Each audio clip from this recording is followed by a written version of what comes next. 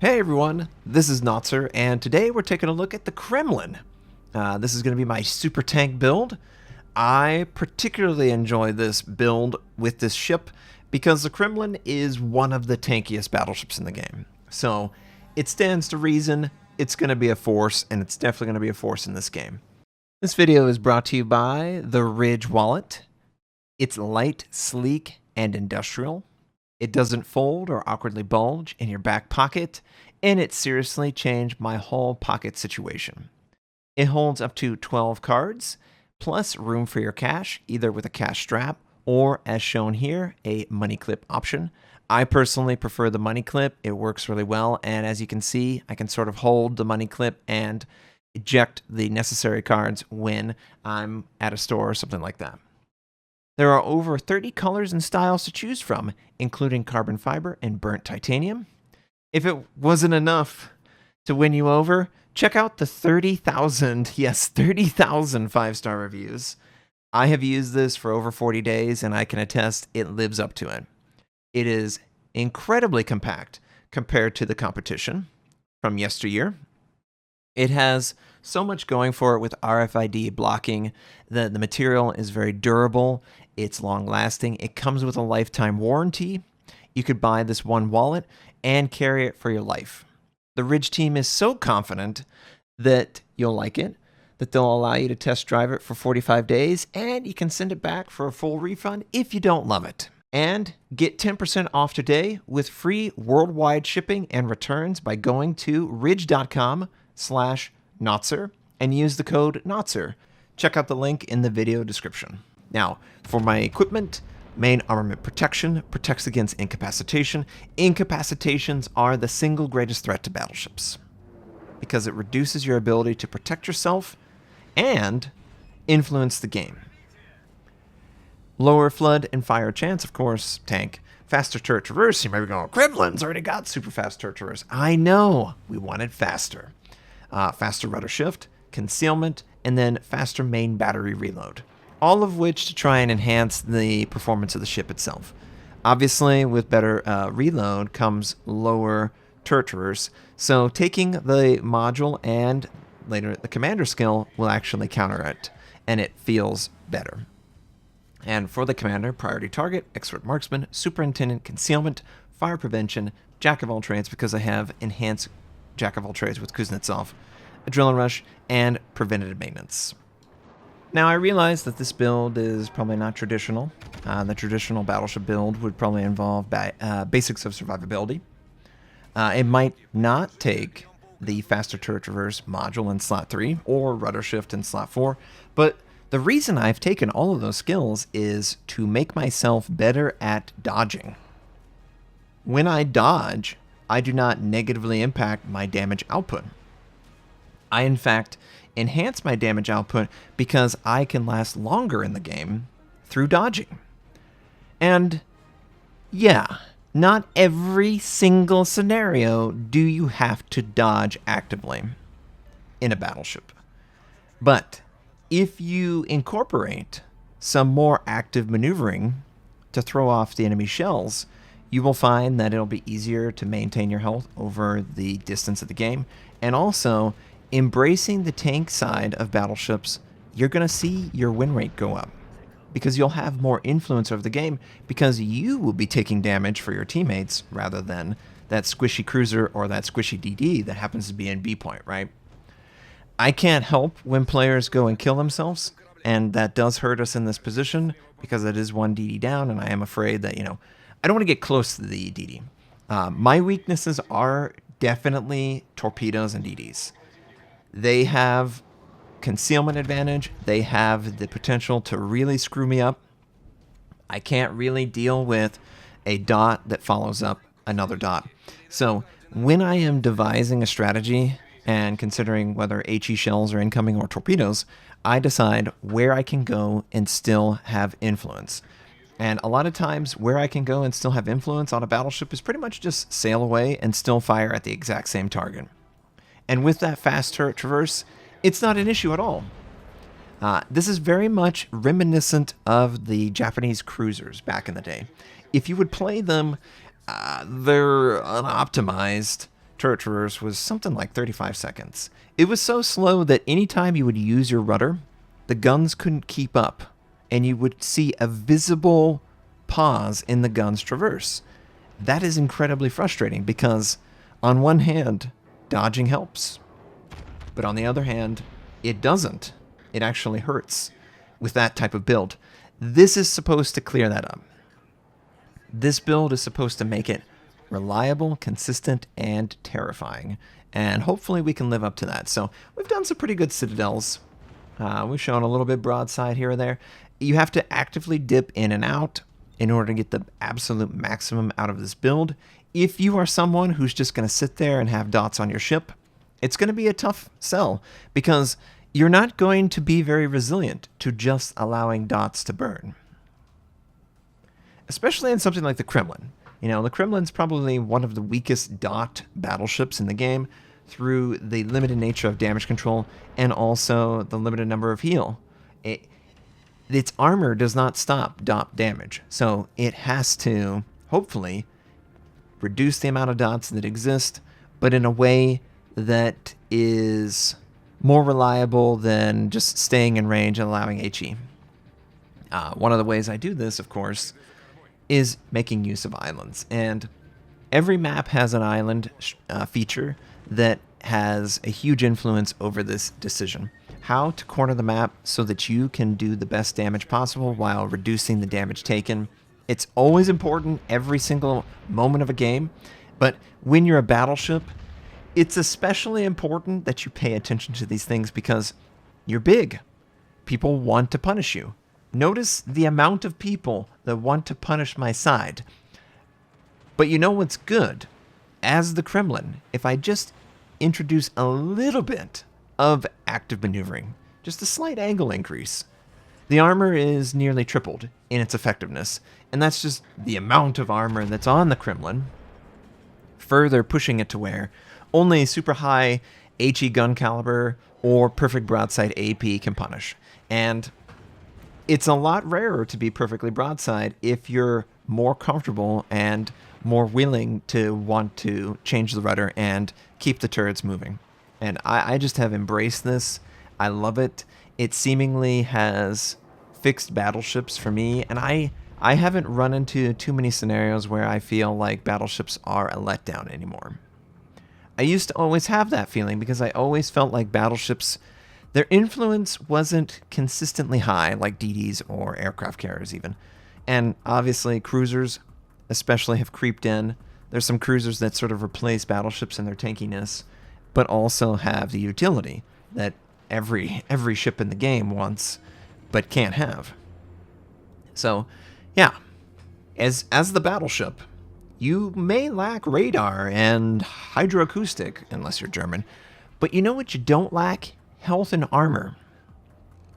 You have a lot of health and armor. You have more health and armor than anyone else on your team. The least you could do is try and get at least one enemy ship willing to fire on you when you have optimal angle or distance and or all combined. If you can do that each game, you will be helping your team and you will notice the consistency will start to go up if you can make sure that you have good consistent angle. Like you don't want to just show broadside every time. It doesn't do you any good if you show yourself wide open for people to punish. The whole goal of this is to tank, but also be up front. So we're definitely going into the Lion's Den here. I want to work on the Thunderer. We have gotten 2 kills with the assistance of teammates on the west side, and I'm sure these guys felt like they had every advantage, except for one thing. Do you guys know the advantage that they lack? They don't have a DD. We see actively the Z-52 is south of B. We know the last known position of another DD was over by C point. There is no torpedoes to keep me honest. I can afford to push. And with a super tank battleship, that's exactly what you should do. You want to push so you can punish each target and kill them. And I always like to go after the guys that want to go after me. I always make it very personal, not out of any other reason than, hey, you want to kill me? I want to kill you. And clearly we killed him. We did well there. I decided, it's one fire. I choose to just put it out. That might end up being something that I shouldn't have done, but I didn't get punished for it, so it worked out. There's a couple enemy ships here. There's another guy on my flank. I don't want him to get perfectly broadside. I want to try and maintain an average angle to all. If I can do that, I should be safe enough to engage the Hindenburg on my own terms. And yeah, we engaged him on our own terms, all right. 15,000 damage is pretty good. Let's see if we can get another one. Enemy AP is incoming. I have pretty good angle. I'm not too worried if he wants to attack. Go right ahead. With the rudder and the turret traverse, dodging for ACV does nothing to reduce my damage output. So that is another part of it that's really nice. You know what else is nice? Seeing an enemy sink to the bottom. But this isn't going very well. Enemy team has 3 bases. We only have 1. We need to make plays. And I'm going to try and make plays by pushing forward aggressively into the Vladivostok. We have the Georgia obviously on our flank, and my position, I'm aiming for the superstructure. Don't be afraid to fire AP even if the targets bow. Depending on your shell's trajectory, you can lob the shells into a superstructure. And if you can lob AP shells into the superstructure of your enemy, you're probably going to be doing the most damage possible. Because it's going to stick in the ship, and you're going to do, your 33%. Of a really big number is a really big number, and we're trying to finish him off. Unfortunately, we get 3 ricochet. He does reorient his angle slightly to punish the shot that I had. I am showing a little bit too much side here, but I am very afraid of the Georgia. The Georgia's firing HE, very weird. I would not personally fire HE in American battleships. Maybe if some crazy scenario happened, but I can't even see that because I have American shell arcs. I can just drop a bomb into a ship's deck and have it fall into it very consistently. So I'm one of those players that looks at that and it's like, you know what? It's an opportunity for me to improve my location. And nomogram helps with that a lot. Unfortunately, our shell's kind of screwed up there. But we are capturing the base and we do get a citadel on him. Wow. We get a citadel on him, and enemy aircraft incoming. Going to try and angle against the incoming, while also, of course, trying to finish off the Vladivostok. Now, we are showing a little bit too much side here. I don't need to show this much side. I am trying to do the best I can against the AP bombs, though. The AP bombs, however, decided to go after the Alsace. So we were spared a little bit of damage there, probably like 10 or 15,000. But you know what? If you would have attacked us, we still would have had the friendly battleship, and it might make the next portion of this game easier. Every single player starts off the game down income, because every single player has to pay for the cost of the ship when they load in. Not based on damage taken, not based on whether it's killed or not. Literally, when you load into the match, you start behind, and you have to claw your way back in the actions you do in that match to pay for the credits. Be aggressive when you can afford to be aggressive. Don't be sheepish. If you've got a good, a good matchup, a good angle, or whatever, go for it. If you're waiting for the enemy to have a better window of opportunity, it might never come. So, yeah, be that battleship for your team. Be the tank.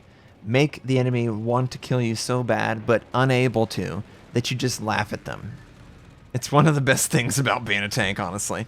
And this is the best build I have ever seen for tanks, for me, for battleships. Basics of survivability just doesn't cut it. Not impressive at all. Not taking high alert. You end up having high alert up, and unfortunately on cooldown a lot. So you can't reliably put the fire out, even if you wanted to. So it really has just a wonderful experience of being like a complete design. Every skill that I take is reinforcing that one identity. Be the super tank. Make everyone else hate you so much that they want to shoot at you as frequently as possible, and still they can't kill you. It really is like one of the best feelings in any game for me. I know this might not surprise any of you, but I do play tanks in MMOs like World of Warcraft or Overwatch or something like that. I like the tank aesthetic. I honestly like when players try to kill me, but they can't because my angle, my armor, or my strategy is too good. And you know what?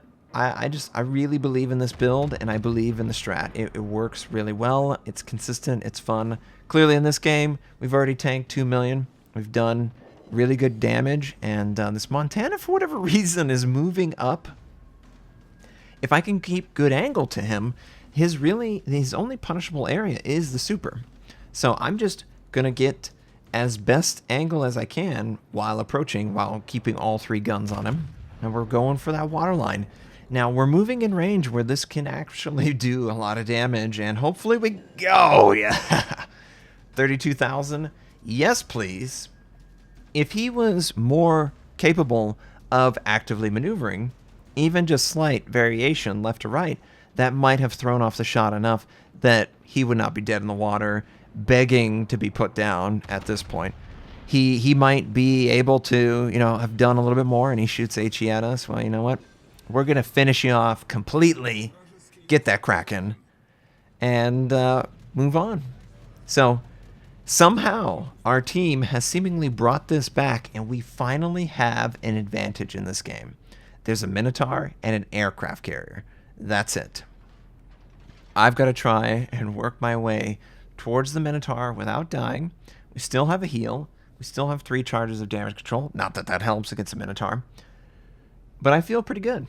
I feel like I have an advantage, and I want to take it. Do I need to charge in after the Minotaur? No, I don't. But if I don't charge in, maybe one of my teammates makes a mistake, and then now I have cost myself a chance to win the game by playing too passive when there is still more that I can take. So I do not want a scenario where the Minotaur or the enemy aircraft carrier kills someone and they win the game because of that. I feel like, you know what, as long as I maintain really good angle, I still have a heal, we should be able to kill this guy.